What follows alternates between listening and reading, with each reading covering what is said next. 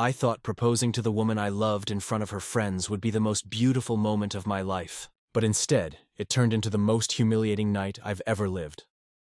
Before I start, hit subscribe, because what I'm about to tell you might change how you see love and loyalty forever. It all started a month before her birthday. I wanted it to be special, something unforgettable. For 3 years, we'd shared every dream, every secret, every piece of our lives. She always told me she wanted a movie moment proposal, so I planned exactly that.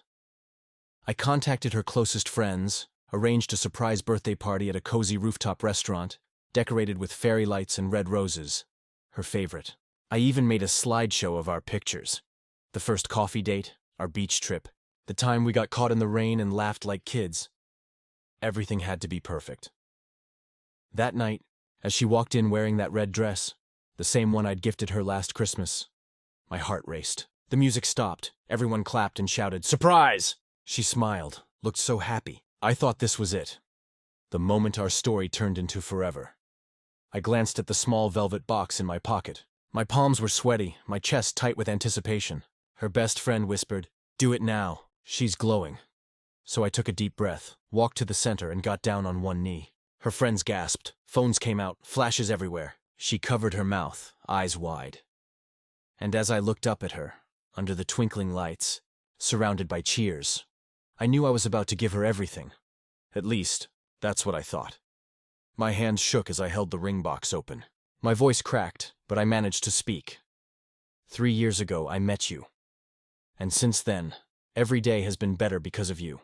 You're my best friend, my love, my reason to smile. Will you marry me? The crowd erupted in cheers. Her friends screamed. Some even recorded on their phones. For a second, she just stared at me. I thought maybe she was emotional.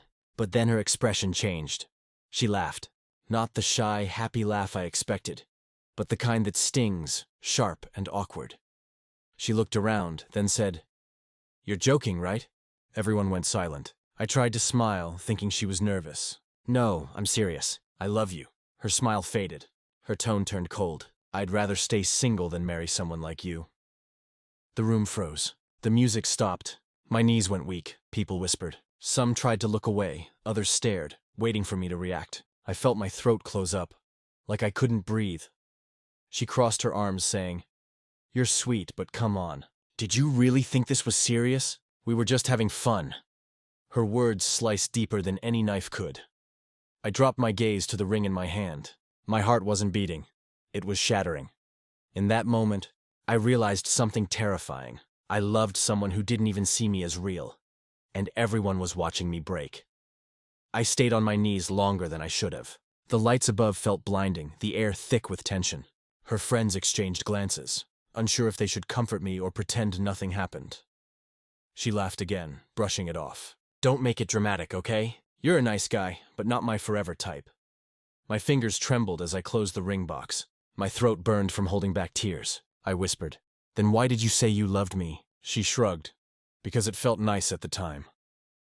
Her friends awkwardly avoided eye contact. Some left to get drinks, pretending nothing was wrong, but I could feel their pity like a knife in my back.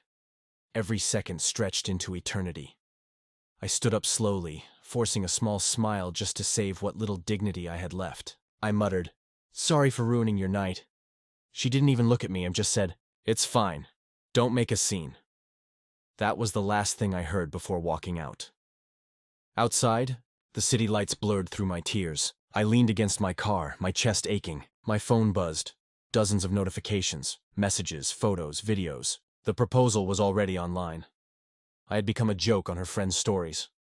I opened Instagram. She'd already posted a picture, laughing with the caption, "When he takes things too seriously." That night, I didn't cry because she said no. I cried because I realized she never meant yes. For days, I didn't leave my apartment. My phone wouldn't stop buzzing. People asking what happened, some trying to comfort me, others just curious. The silence in my room was loud. Every corner reminded me of her. The coffee mug she left, the sweater she wore, the half-read book on my shelf. I couldn't understand it. How could someone who held me so close suddenly act like I was nothing? Her best friend Mia texted me once. "You didn't deserve that." I didn't reply. I didn't want sympathy. I wanted answers. Late at night, I replayed the proposal in my mind. Her face, her tone, her words. Someone like you. What did that even mean? Was I not enough? Not rich enough? Not handsome enough? I started doubting everything about myself. A few days later, I deleted all our photos. Not out of anger, but because it hurt too much to see the person I loved smiling next to me like she actually cared. I stopped going out. I stopped talking to friends. I just existed. Love can break you quietly. It doesn't always end with screaming. Sometimes, it ends with silence that eats you alive. But what I didn't know then, that silence was about to be broken by the truth I never expected. One evening, I got a message from Mia again. Can we talk? There's something you should know.